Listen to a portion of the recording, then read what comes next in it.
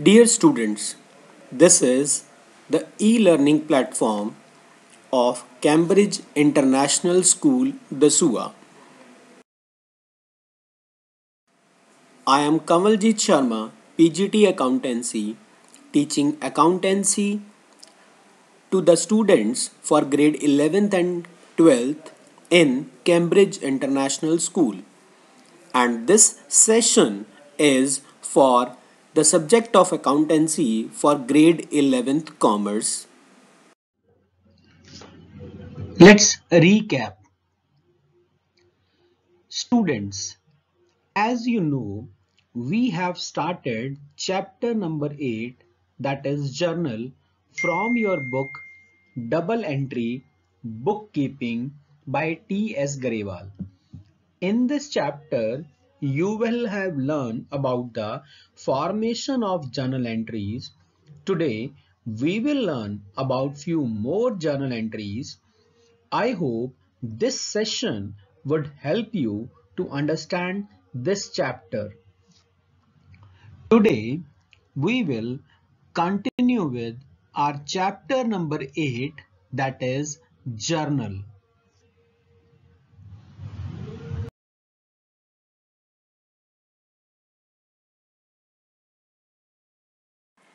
Before starting the journal entries, let us revise the rules to form a journal entry, all the traditional rules and modern rules which we have studied in the chapter number 6.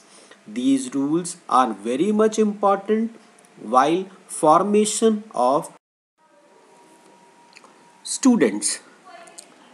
The accounts are classified on two bases, that is traditional approach and modern approach. We have learned about the traditional approach.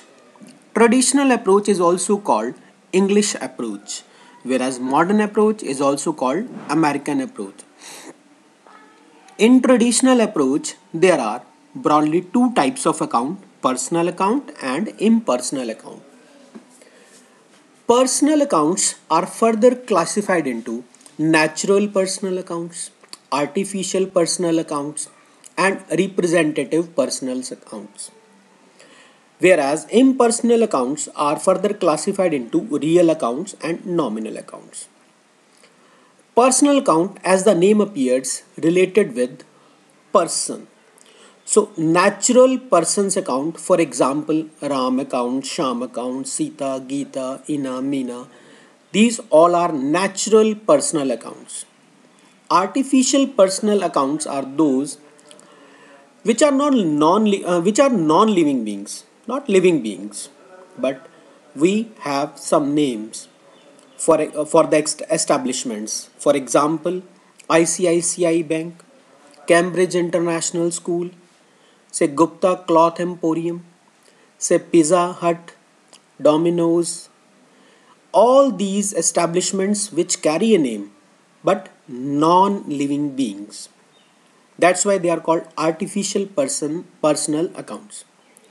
Representative personal accounts are those which represents a group or an item. For example, outstanding expenses like salaries outstanding, prepaid expenses like prepaid insurance, accrued incomes like accrued commission or accrued interest, unearned incomes like advance commission. Whereas impersonal accounts which do not have any relation with any person, these are classified into real account. Real means actually. So all assets lies under the category of real account. Nominal accounts, as the name appears, nominal, which means it is nothing. But for our convenience, we have given them some names. For example, all the expenses, losses, incomes and gains lies under the category of nominal account. So for the purpose of balancing the accounts or preparation of accounts or for journal entries, all these we have used these traditional approach accounts in the form of personal, real or nominal account. Whereas in the modern approach, we'll be using types of accounts in the name of assets account, liability account, capital account, revenue account or expenses account. We have categorized into these 5 accounts. Let us revise the traditional approach. The rule for personal account is debit the receiver and credit the giver. The rule for real account is debit what comes in, credit what goes out. And the rule for nominal account is debit all expenses and losses, credit all incomes and gains.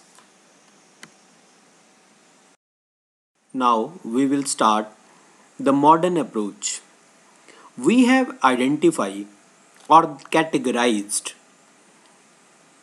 the total accounts in 5 categories: assets, liabilities, capital, revenue, and expenses.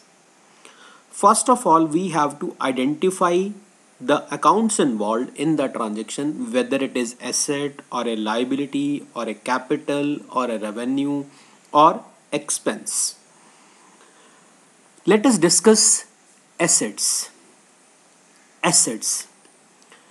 If there is any increase in the asset of the organization given in that transaction, the increase in asset will be debited, whereas decrease in the assets will be credited. Now comes the liability. If the value of liabilities increases, it will be credited, and if the value of liabilities decreases, it will be debited. Now comes the capital.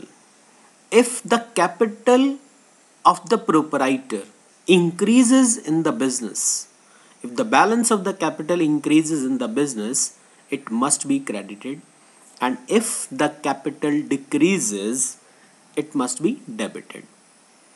Now comes the revenue. Now what is revenue? Revenue is the amount received from the sale of goods and services. So if there is any increase in revenue, it should be credited, or if there is decrease in the revenue, it should be debited. Now comes the expenses. Expenses are the amount spent to generate the revenue. So if there is any increase in the expenses of the organization, these expenses are debited. And if there is any decrease in the expenses, it should be credited. Students, now we will learn the formation of journal entries.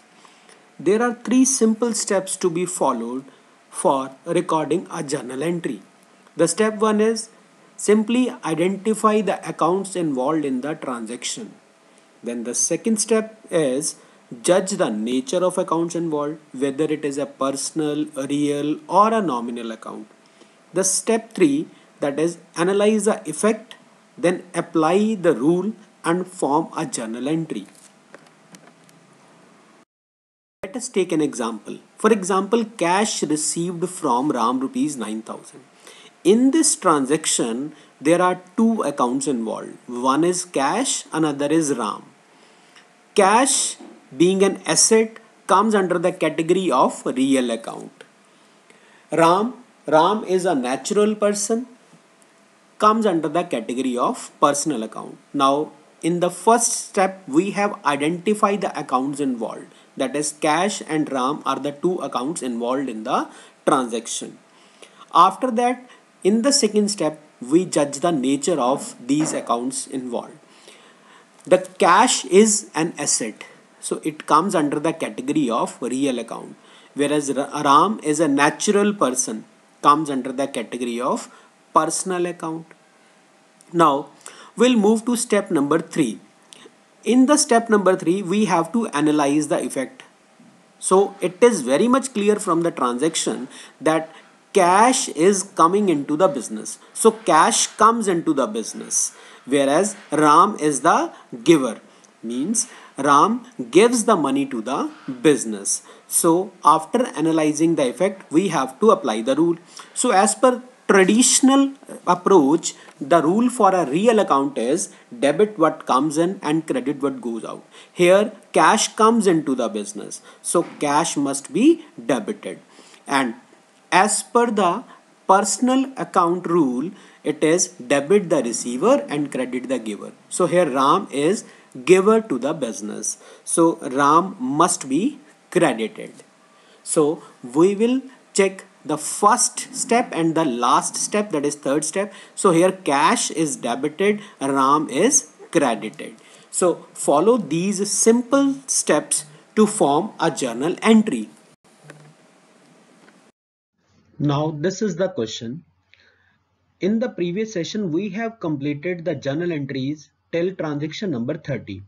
Now the transaction number 31 is received a check from Mr. Z.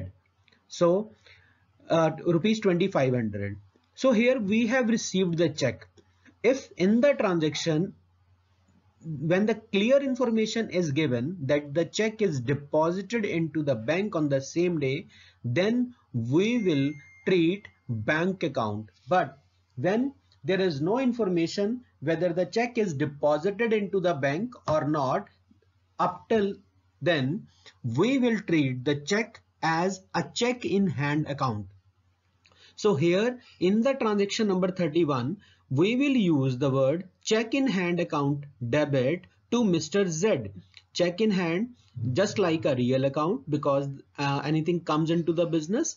So check in hand account debit to credit the giver, that is Mr. Z. So entry number entry for transaction number 31 is check in hand account debit to Mr. Z account 2500, and in the next transaction number 32, check received from Mr. Z deposited into bank after 2 days. So after 2 days we will pass a journal entry like bank account debit to check in hand, because check in hand is now deposited into the bank, that is goes out of the business, and bank is receiving. So bank is receiver, so bank account debit to check in hand account for entry for transaction number 32. The next entry is next transaction is sold goods to Suman. So entry would be Suman account debit to sales account, debit the receiver and credit the revenues. So Suman account debit to sales account 6,000 rupees. Next is check received from Suman rupees 5450 in full settlement of her account. It means we have given her a discount of 550 rupees. So check received, and it is clearly mentioned in the transaction that the check was immediately deposited into the bank. So no need to debit the check in hand account. We will debit the bank account. So here bank is involved, discount allowed is involved, and Suman is involved. Bank account debit 5450. Discount allowed account debit 550, and Suman account 6,000 rupees. Next is check received from Suman dishonor. Now the check we have received from Suman is dishonored, is bounced. It means Suman didn't have any balance in his bank account. So the check is dishonored. Now we will again debit the Suman with the full amount, because discount is allowed only when we receive the cash or any amount from Suman. So Suman account will be debited with rupees 6,000 to bank account 5450 to discount allowed written off to discount allowed account. We will write off, we will opposite the discount allowed here. Now the next entry is, next transaction is sold old newspaper for 100 and old furniture for 1700. So debit what comes in, then cash comes into the business, cash account debit to old newspaper account to old furniture account. Now next, Z become insolvent. In the transaction number 32, we have received a check of rupees 2500 and deposited into the bank. Now Z become insolvent. Insolvent means bankrupt. bankrupt. It means he didn't have the full amount to pay, and Z become insolvent, and 50 paisa in a rupee. 50 paisa in rupee means 50%, because there are 100 paisa in a rupee. So 50 upon 100 is 50%. So we have received 50 paisa in a rupee from his estate. So out of 2500 we will be receiving 1250 rupees, 1250 rupees, 50%, that is 50% of the 2500. So cash account debit 1250, bad debts account debit 1250, to Z account 2500. Next is goods purchased from Rita and paid by check. Goods purchased from Rita and paid by check. So here purchases account debit to bank account. Next is paid rent by check. So rent account to account. Next is proprietor withdrew for private use 1000 from office and 800 from bank. So drawings account debit to cash account to bank account. Total drawings 1800, out of which 1000 in cash and 800 from bank. In the transaction number 41, rupees 4500 withdrawn from bank for office use. It means cash withdrawn from bank for office use. Cash comes into the business and bank is the giver. So cash account debit to bank account. Next is salaries due. Rupees 20,000. It means salary dues but not paid. Salary due but not paid become our liabilities. It represents the salary account. So here the entry would be salaries account debit to salaries due account, or you can write here salaries account debit to outstanding salaries account. Next is rent prepaid. So here rent prepaid is also representing the rent account. So rent prepaid is an asset because it is the rent paid in advance. So you can write here prepaid rent account debit to cash account.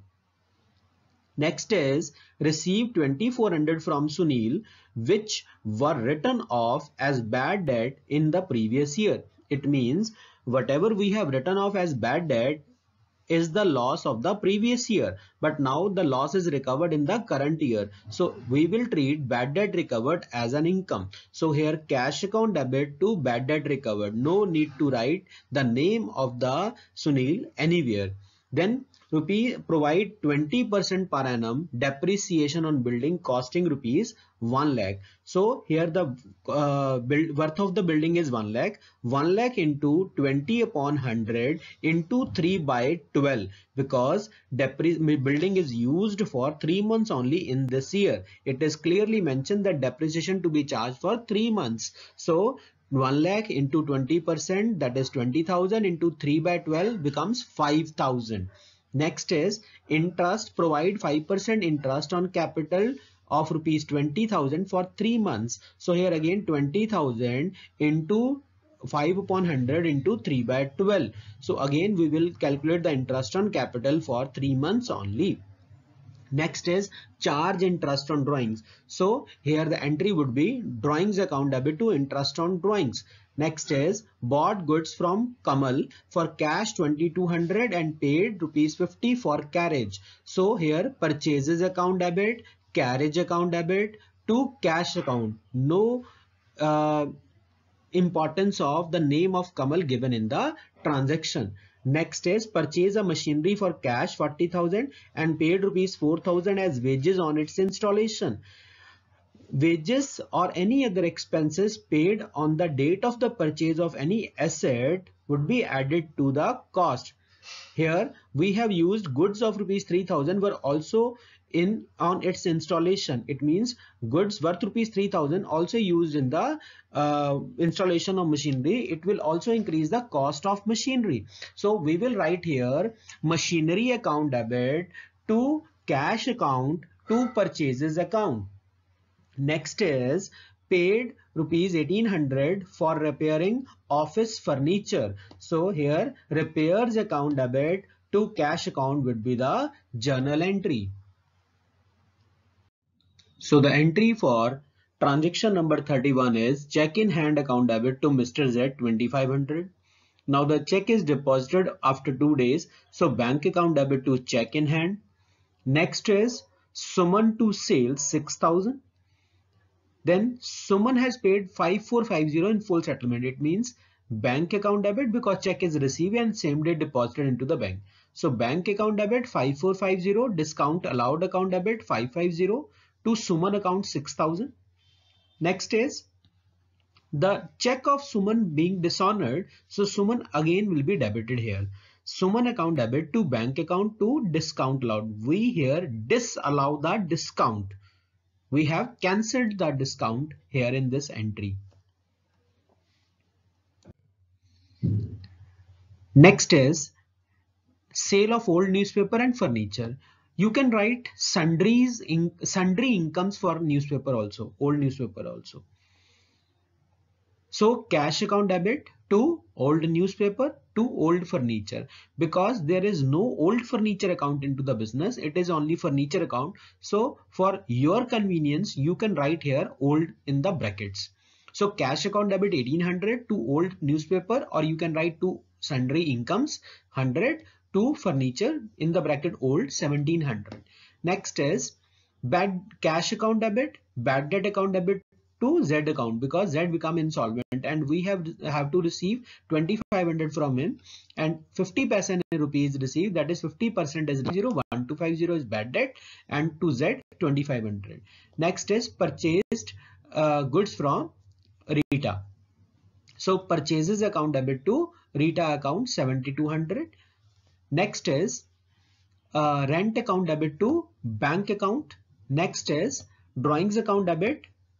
Total drawings are 1800, out of bank 800, and out of cash 1000. Then cash withdrawn from bank. Cash account debit to bank account. Cash coming into the business and bank is the giver. Then salaries become outstanding, so it will be credited here. Salaries account debit to outstanding salaries. Next is prepaid rent account debit to rent account. Then the next entry, cash account debit to bad debt recovered. Next is depreciation to building. As I told you earlier, 1 lakh into 20% into 3/12. Interest depreciation will be charged for 3 months only. Next is interest on capital to capital account. It is same like 20,000 into 5% into 3/12. Next is drawings account debit to interest on drawing. Next, purchases account debit 2200, cartage account debit 550 rupees, and to cash 2250. You can make two separate entries for this transaction also. Purchases to cash 2200 and cartage to cash 50 rupees. Next is machinery account debit to cash account 4400. The wages paid on the same day on the installation will be added to the machinery account on the same day. And for the next entry, machinery to purchases, goods of the business have been purchased. You can write a single entry for this transaction also. Machinery account debit to cash account to purchases account, and you can write these two entries also. Then the last entry is repairs account debit to cash account.